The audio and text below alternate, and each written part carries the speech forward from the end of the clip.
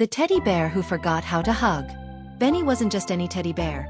He was a bear stitched with an extra dose of love, a bear whose sole purpose, it seemed, was to deliver the warmest, most comforting hugs in the whole wide world. His fur, once a vibrant cinnamon, was now faded, and his button eyes, though still bright with unspoken affection, had seen many seasons. For years, he'd been the cherished companion of a little girl named Lily, always ready with an embrace that could chase away any scraped knee sorrow or bedtime fear. But time, as it often does, moved on. Lily grew up, and her hugs became less frequent, her need for a teddy bear's comfort less urgent. Eventually, Benny found himself relegated to the quiet, dusty expanse of the attic. Days turned into weeks, weeks into months, and months into years. The attic was a place of forgotten treasures and whispered memories, a realm where dust motes danced in lonely sunbeams. In this solitude, Benny began to change.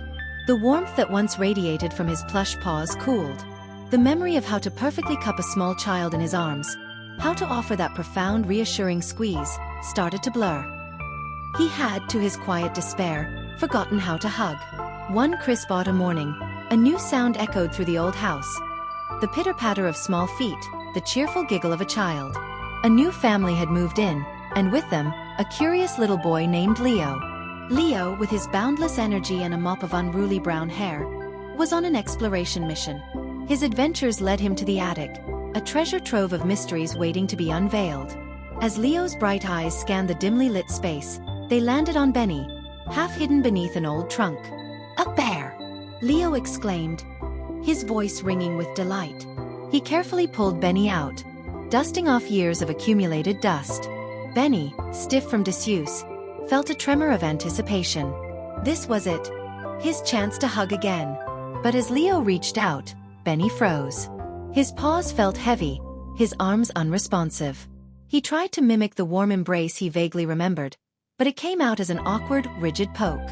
Leo, a little confused, just gave Benny a quick pat and moved on to examine a stack of old comic books. Benny slumped against the trunk, a profound sadness settling in his stuffing. He had failed. He needed to relearn, to remember the art of the hug. His journey began that very afternoon. His first mentor appeared in the form of a soft, woolen blanket, draped over an armchair in the living room. It was a blanket that had seen many movie nights and sleepy afternoons, imbued with the essence of comfort. Benny, with a determined wiggle, managed to tumble from the attic steps and make his way towards it. He tried to hug the blanket, but his arms felt clumsy. The blanket, however, seemed to understand. As Leo's mother adjusted it later, she unwittingly wrapped Benny in its folds, giving him a gentle, comforting squeeze. Benny felt a faint warmth, a distant echo of what a hug felt like. He began to remember the sensation of being held, of soft pressure. Next, Benny noticed the old wooden rocking chair in the nursery, gently swaying back and forth, a silent sentinel of countless lullabies. This chair, Benny reasoned, knew all about soothing. He carefully climbed onto the seat.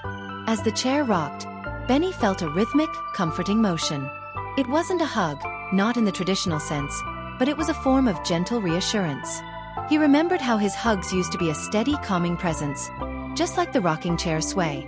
He also saw a picture of Lily as a baby on the dresser, being rocked in the chair with a big, warm smile on her face.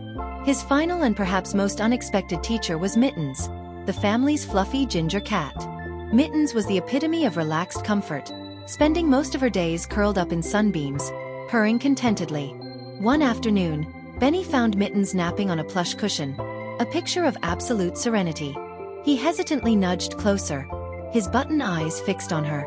Mittens, barely stirring, stretched languidly, then with a soft sigh, draped a paw over Benny's head, pulling him gently into her warm, furry body. This wasn't just a simple touch.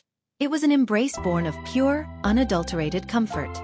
Benny felt Mittens' gentle purr vibrate through his stuffing, a soothing rhythm that resonated deep within him. In that moment, surrounded by the cat's warmth, something clicked. The memories, once fragmented and hazy, surged back. He remembered the feeling of Lily's small arms around him, the way her head would nestle against his chest, the soft sighs of contentment. He remembered the give and take of a hug, the way his arms would naturally curve, molding to the shape of the child he held. It wasn't about stiffness or precision. It was about warmth, softness, and the unspoken language of love. Later that day, Leo returned from playing outside, his cheeks flushed, a small tear welling in his eye from a minor tumble. He spotted Benny on the cushion, now a silent, watchful companion to the still sleeping Mittens. Leo picked up Benny, and this time, as the boy instinctively leaned in for comfort, Benny didn't hesitate. His arms, no longer stiff and awkward, wrapped gently around Leo's small frame. It was a soft, warm hug, just like the ones he used to give Lily. Leo, surprised but instantly soothed, buried his face in Benny's worn fur, a contented sigh escaping his lips. A few weeks passed, and Benny and Leo were inseparable.